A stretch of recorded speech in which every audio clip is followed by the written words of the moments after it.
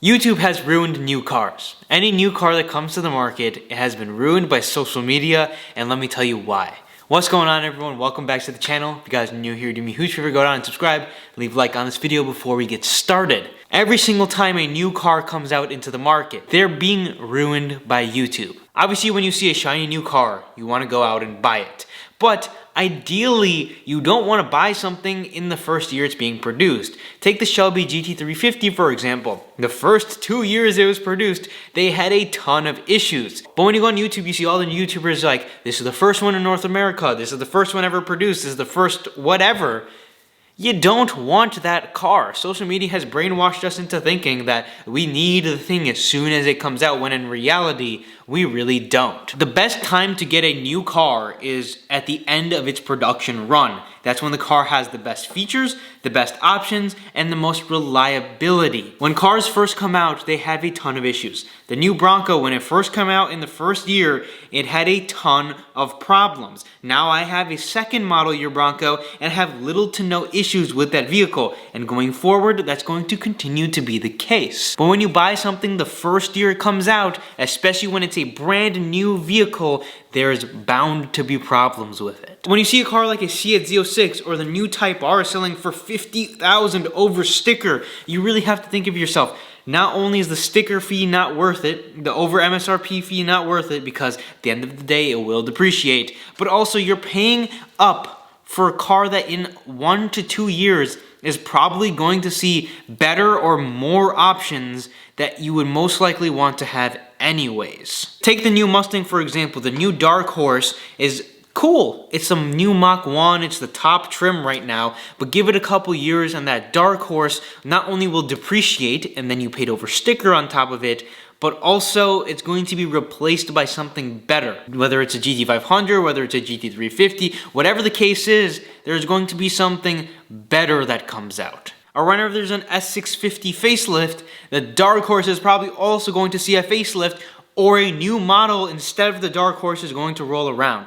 Now obviously some of us don't want to wait 6-7 years after a vehicle comes out, but you should at least wait 1 to 2 years before a new vehicle comes out in order to test the market a little bit. Now of course when you're buying a vehicle like a Mustang, the S650 is almost the same as the S550. There's going to be very little issues, but also there is going to be issues. They're going to change things because they realized this doesn't work, this works better.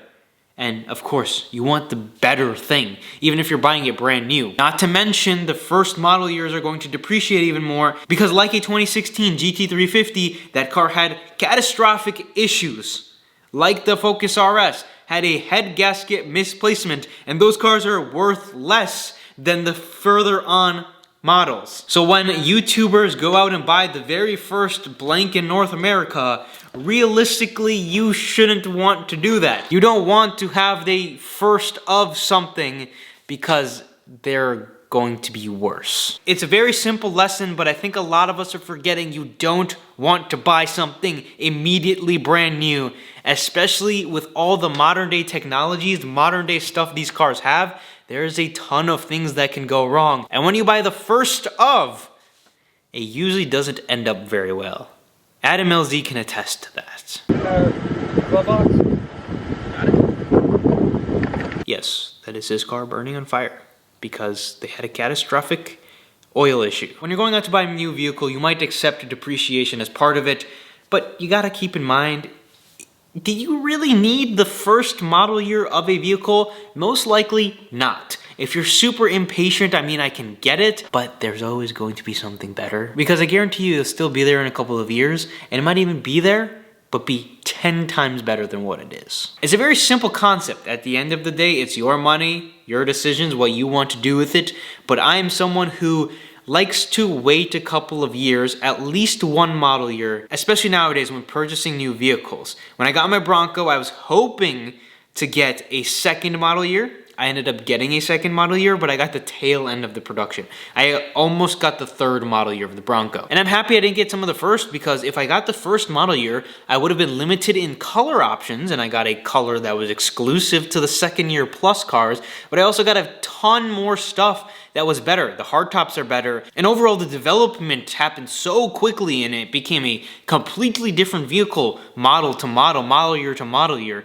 And the second year Bronco was just superior than the first year. Not to mention the hardtop is better. Just everything in the trucks is better. I know some people are going to disagree with me, but it's the truth. If you can wait a little bit, you should wait a little bit, especially nowadays with these dealer MSRP markups and all of the nonsense, the dealer greed that's going on. It's greed, right? If you wait a little bit, you'll be able to get it. And if you don't end up getting a new one, you can go get a used one after a couple of years now that the supply chain is caught up, and save a lot of money in the process. If you enjoyed, found this video informational, found this video helpful, or just agree with me, let me know in the comment section down below. And if you disagree with me, leave a like so I can see how many people like it and disagree. That'll get them.